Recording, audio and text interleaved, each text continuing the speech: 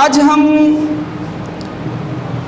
جس موضوع کو لے کر گفتگو اور بحث کریں گے وہ یہ ہے کہ اسلام کی نظریے سے اپنے بچے کی ذمہ داری کو ہم کیسے اٹھائیں۔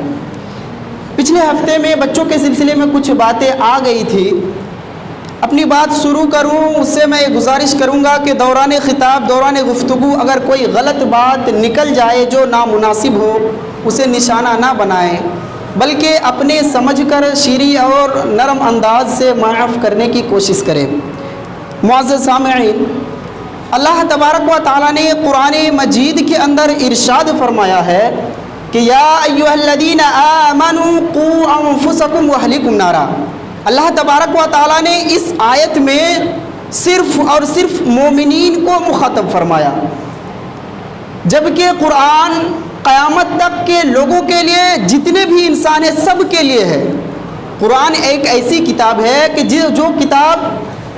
جس کتاب کو کسی شخص کے بارے میں مختص اور خاص نہیں فرمایا گیا، لیکن اللہ تبارک و تعالیٰ نے اس آیت کریمہ میں صرف اور صرف مومنین کو مخاطب کر کے فرمایا کہ اے ایمان والو، تم اپنے آپ کو خود کو جہنم کی آگ سے بچاؤ۔ پھر آگے فرمایا کہ صرف اپنے آپ کو نہیں بلکہ اپنے اہل و عیال کو، اپنے بال بچوں کو، اپنے پریوار کے لوگوں کو بھی بچاؤ اس آگ سے جس آگ کو اس لیے پیدا کیا گیا کہ جس آگ کا ایندھن انسان اور پتھر ہے، یعنی وہ آگ صرف اور صرف انسان اور پتھر ہی کو جلائے گا۔ جہنم کے اندر اللہ تبارک و تعالیٰ نے فرشتے ایسے مقرر کر رکھے ہیں کہ جو اللہ تبارک و تعالیٰ کی حکم کو منع نہیں کرتا، بلکہ اللہ تبارک و تعالیٰ جو حکم دیتا ہے اسے کر ڈالتا ہے۔ تو گویا ہمیں اس آیت کریمہ میں جو بات سمجھ میں آئی وہ یہ ہے کہ اللہ تبارک و تعالیٰ نے جہنم کو تیار کر رکھا ہے اور مومنین کو اس سے بچنے کو کہا کہ اے مومنو، اے ایمان والو، اے مسلمانوں، تم اپنے آپ کو جہنم کی آگ سے بچاؤ، ساتھ میں اپنے اہل عیال کو، اپنے گھر والوں کو، اپنے خاندان کے لوگوں کو اور اپنے رشتہ داروں کو بھی بچاؤ۔ معزز سامعین، اگر ہم دیکھیں تو اللہ تبارک و تعالیٰ کی نعمت ہم انسانوں پر بہت زیادہ ہے۔ انہی نعمتوں میں سے اگر ہم دیکھیں، اگر کسی کا ماں باپ زندہ ہے تو یہ اللہ تبارک و تعالیٰ کی طرف سے ایک نعمت ہے۔ اگر اللہ تبارک و تعالیٰ نے کسی کو بال بچے سے نوازا، اولاد سے نوازا، کسی کے یہاں بچہ ہے، کوئی باپ بن گئے ہیں، تو یہ اولاد بھی اللہ تبارک و تعالیٰ کی طرف سے ایک طرح سے نعمت ہے۔ جب یہ اللہ تبارک و تعالیٰ کی نعمت ہے تو ہمارے اوپر کچھ ذمہ داریاں بھی بنتی ہے۔ آئیے ہم حدیث کریمہ کو دیکھتے ہیں۔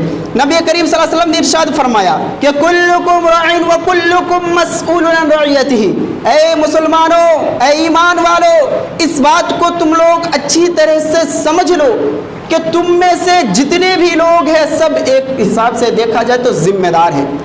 تم میں سے جتنے بھی انسان ہیں، جتنے بھی مسلمان ہیں، وہ ذمہ دار ہے۔ آگے اللہ نبی کریم صلی اللہ علیہ وسلم نے فرمایا کچھ حصے کو چھوڑ کر کے وَالرَّجُلُ رَاعٍ فِي أَهْلِهِ وَهُوَ مَسْئُولٌ عَنْ رَعِيَّتِهِ، ایک ایک چیز کو بتایا کہ ایک امام بھی ذمہ دار ہوتا ہے۔ بہت ساری باتیں آگے بتائی جس میں اللہ نبی کریم صلی اللہ علیہ وسلم نے یہ بھی فرمایا کہ ایک شخص، ایک گارجن، ایک سمجھدار انسان اپنے اہل و عیال کا ذمہ دار ہوتا ہے، اپنے گھر والوں کا، اپنے بال بچوں کا وہ ذمہ دار ہوتا ہے۔ تو اس حدیث سے جو بات ہمیں سمجھ میں آئی وہ یہ جو کہنے کا مقصد تھا کہ ایک انسان، ایک باپ اپنے بچوں کا وہ ذمہ دار ہوتا ہے۔ اب آئیے ہم جانتے ہیں کہ اگر کسی کو اللہ تبارک و تعالیٰ نے ایک ذمہ دار بنایا اور وہ اپنی ذمہ داری کو پوری نہیں کی تو اس کو کیا سزا ہے، اس کے ساتھ کیا معاملہ کیا جائے گا۔ نبی کریم صلی اللہ علیہ وسلم نے فرمایا کہ ما من عبد یسترعیہ اللہ رعیہ یموت یوم یموت وہو غاش لرعیتہ الا حرم اللہ علیہ الجنہ۔ مسلم شریف کی حدیث ہے، نبی کریم صلی اللہ علیہ وسلم نے فرمایا اے لوگو، اگر تم کو کسی چیز کی ذمہ دار بنایا گیا، کسی چیز کی ذمہ داری تمہارے اوپر دیا گیا اور مرتے دم تک تم نے اپنی ذمہ داری کو نہیں نبھایا تو تم پر جنت کو حرام کر دیا گیا۔ اتنی بڑی وعید ہے کہ یعنی کہ وہ جنت میں داخل نہیں ہو سکتا۔ پھر آگے ہم نے جانا کہ ایک باپ اپنے بچوں کا ذمہ دار ہوتا ہے، لیکن اگر ہم نے اپنے بچوں کی ذمہ داری کو نہیں اٹھایا، ان کے حقوق کو ہم نے پورے نہیں کیے، صحیح تربیت و اصلاح ہم نے ان کی نہیں کی، تو گویا کہ ہم نے ان کے ساتھ دھوکہ کیا۔ اور نبی کریم صلی اللہ علیہ وسلم نے فرمایا کہ جس نے اپنی ذمہ داری کے ساتھ دھوکہ کیا اس کے اوپر جنت کو حرام کر دیا جاتا ہے، یعنی وہ جنت میں داخل نہیں ہو سکتا۔ یہ تو ان لوگوں کے لیے ہے کہ جو اپنی ذمہ داری کو نہیں اٹھاتے۔